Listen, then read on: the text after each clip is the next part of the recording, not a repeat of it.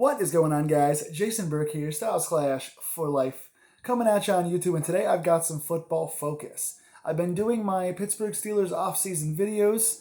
Last week I posted the Pittsburgh quarterback video about who should be the quarterback for the Steelers. I went through all the options, all the free agents, all the draft, all the current roster, and I broke down who are the best fits for the Steelers and who are the most likely fits for quarterback in 2022. So if you want to see that video, go check it out from last week. It's the last video on my account. And I want to continue this week with what I feel like is the single biggest need for the Pittsburgh Steelers in 2022 for the upcoming season. I think you guys by now know what that is if you've watched my videos all year long. There are two places on the Steelers more than anything else that I feel like Pittsburgh has lost their identity. Pittsburgh is known for a physical, hard-nosed, push-them-around kind of style of football, and the two spaces that Pittsburgh has lost their identity and changed their focus drastically in the wrong way are defensive line, which is a video for another time because we can explain that with the injuries to Tyson Alualu and Stephon Tuitt and all that. But I will cover that in a different video. This time, I want to talk to you guys about the offensive line. Pittsburgh, in its best times, were a physical running team. And in its more recent years with Big Ben in his prime, we became kind of a team that can run and throw, but became more of the West Coast style of offense compared to Pittsburgh Steelers' past lineage. But the offensive line on this team has been really, really bad this year. We came into this season losing, 4 starters? Pouncey retired, DeCastro retired at the last minute, so that threw us into an uproar. We tried to make some moves. We brought some free agents in the offseason. We signed Joe Haeg. We brought in Rashawn Coward. We signed Trey Turner, which at the time seemed like a pretty good move to replace DeCastro. We also lost 2 different other players, one to Baltimore and one to the Chargers. So 4 starters down caused us to kind of rebuild, and the rebuilding process did not go as planned. A lot of those moves did not turn out well. So in spite of getting Najee Harris and bringing in a good tight end in Pat Freiermuth, we did not, in the first 2 rounds, address the offensive line like we expected last year, which resulted in 3rd and 4th round picks that did not exactly pan out the way we would have liked. So Pittsburgh was, in spite of Najee being great, one of the weaker run teams in the entire league because Najee was running for his life trying to find a hole. And Big Ben, who's an aging, injured quarterback, was forced to kind of get the ball out in 2 seconds because both the pass protection and the run protection were not there this year. Lots of penalties, lots of guys getting pancaked. It just didn't look very good. So I want to look at the current guys that are on the roster, the guys that are free agents, and who we should look at bringing back and not bring back, and how we should retool this offensive line, who I would start with next season. And it's a little bit drastic, You're going to look at some of these moves and go, wow, he's being pretty bold. But you know what? When you're one of the worst running teams in the league with the talent you have on that team, and you're probably, in my opinion, the worst offensive line in the NFL. There's a few other bad lines like Jacksonville, Cincinnati, Oakland I think is pretty bad. Las Vegas. You've got some pretty bad offensive lines, Seattle, but I think Pittsburgh is definitely bottom 3, if not the absolute worst offensive line. So I think drastic times call for drastic measures. We are 1 quarterback and 1 offensive line shoring up away from being a contender again. Even though we're losing our quarterback, we've still got a chance to contend, but we're never going to do it no matter how much talent is back there. Whoever we get for quarterback, it's not going to matter if we have no line to protect him. If we can't keep our quarterback standing up straight and we can't get lanes for our stud running back, we're not going to be anything in the next several years. So let's look at this and see how we can make this team stronger. Here was the starting lineup for last year's offensive line. Left tackle Dan Moore, the rookie we drafted. Left guard Kevin Dotson, who was the stud from 2 years ago we drafted, who was injured mostly all of last year, who started on the books but did not really play almost all of last season. Center Kendrick Green, who we drafted as a rookie. Right guard Trey Turner, who we traded for from the Los Angeles Chargers after DeCastro retired. And right tackle Chukso Okorafor, who got the start over Zach Banner as they've been battling for that spot for several years. So those are the starting 5 from last year.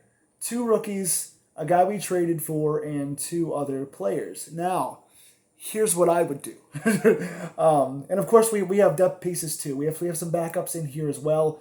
We have Joe Haeg, we have John LeGlue, we have J.C. Hassenauer, we have Zach Banner, and we have B.J. Finney. So we have like 10 defensive lineman under contract or at least under contract last season. Let me tell you how I would change things.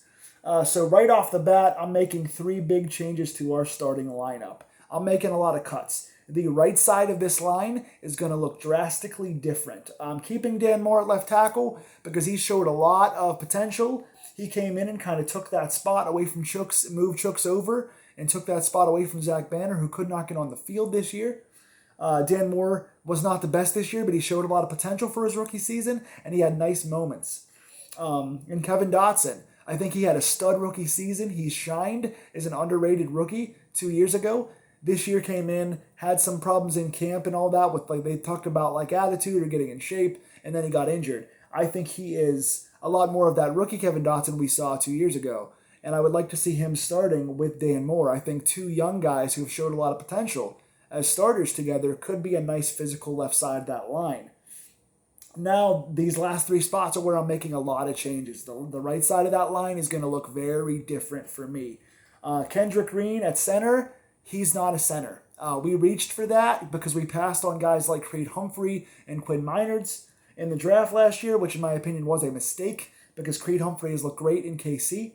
I would be going Kendrick Green at guard. I would move Kendrick Green to guard. He's shown big potential when he's pulled in the run game. He's showed potential when he's gotten off the line and gotten a running start. When he's just doing the physicality and he's just doing the power game, he's looked good. There's times where he's opened up the run game and there's times where he's pulled the very good blocks on the outside. I like Kendrick Green quite a bit at guard. At center, he's shown that it's too much for him. He gets bullied a lot. His snaps a lot of times were errant. I don't like what he's done at center, but I see a lot of potential, even though he's got short arms and all that, and there's talk about his stature. I like his physicality. I like his attitude. He's shown potential in the blocking game, but I don't like him at center. So I'm taking Kendrick Green and moving him over to guard where I think he's most suited. I think that's where he shined most in college, and that's where he's meant to play. I think we stuck him in center because we had nothing to do after Pouncey. So I moved Kendrick Green to guard. Then you say, what do we do with Trey Turner then? Because we just signed Trey Turner. The last 2 guys, Trey Turner and Chooks Okorafor, are both free agents this year. I let them both go. I'm letting go of Turner and Chooks Okorafor, and for that matter, I'm cutting Zach Banner. Zach Banner is one of our biggest cap casualties this year when you consider amount of playing time and skill level versus the money he's being paid. He got signed 2 years ago to like a $8 or $10 million contract. We were letting guys go left and right and passing on veterans that were costing between $1 and $4 million to sign Zach Banner to an $8 to $10 million contract for 2 years. He got hurt the year before and did not play a single snap, and then he came back healthy this year and was scratched for both Okorafor and rookie Dan Moore. So when you get beat up by a rookie and you can't even overtake Okorafor, who's one of the worst linemen in the NFL in my opinion, and you're paid all this money and you can't even get on the field, whenever we have one of the worst lines in the league, that shows you exactly how bad Zach Banner is. So I am cutting Zach Banner to save that money on his contract. He's a big cap casualty. I'm cutting him, and I'm letting Turner and Okorafor go because Trey Turner, for being a veteran and having potentially still some left in the tank, highly penalized, did not play very well. Chooks Okorafor, in my opinion, like I said, he's horrible. And even though he's better than Banner, that's not saying much. I would let all 3 of those guys go, and I would start over on the right side of that line, moving Kendrick Green to right guard to begin with. And you're saying, well, you're letting go of 2 starters and you're moving a 3rd guy over. That's a big change. We need a big change. This line stinks.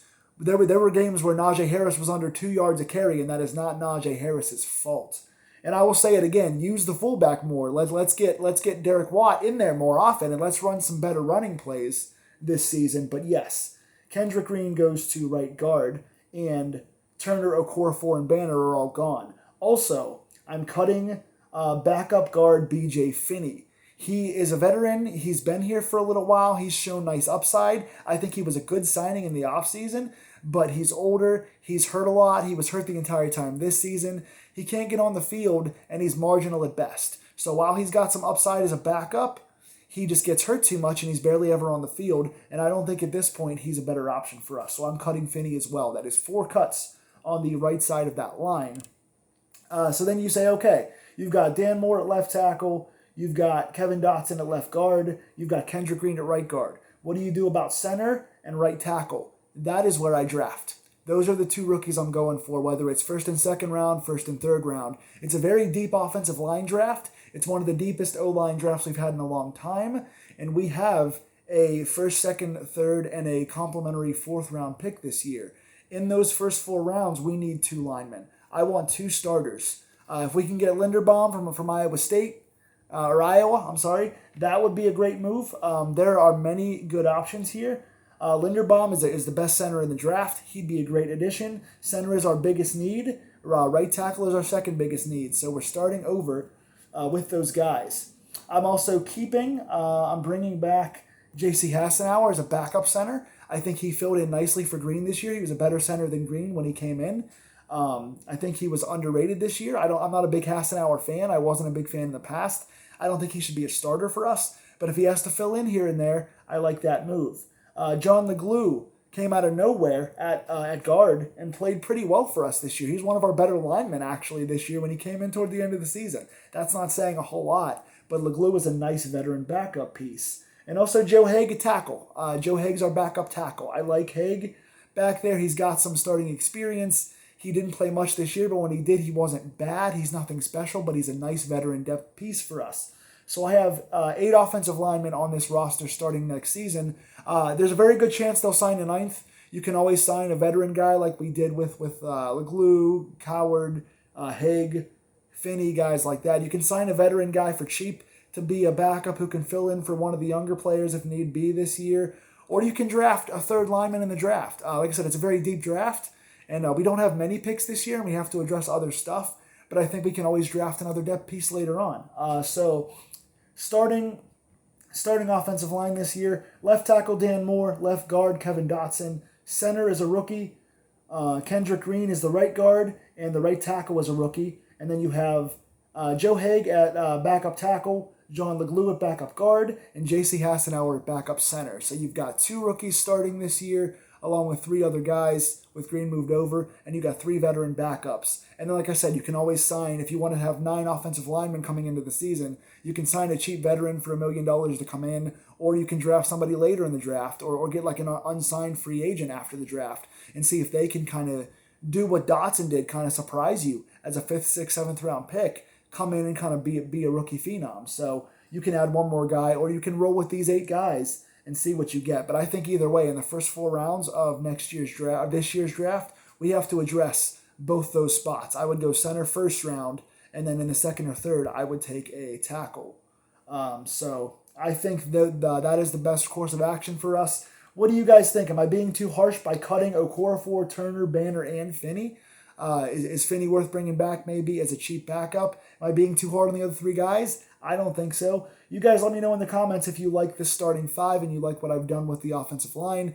Either way, it's got to go up from here. We have a lot of other things to address, and please come back and check those things out. I've addressed now quarterback and offensive line. Check out these videos, and if you like them, I will continue to address other things like inside linebacker, defensive line, cornerback, upcoming free agency market, who we should re-sign and who we should go after, and the draft, who we should go after. So there's a bunch of coverage coming up in the next 4 or 5 weeks. I'll be doing 1 to 2 Steeler videos a week if you guys want to see those. So please like, share, and subscribe. Tell me in the comments below what you think of your offensive line, who you would cut and who you would keep for next year's 2022 offensive line. And I will see you guys soon with more Steeler content. Take care.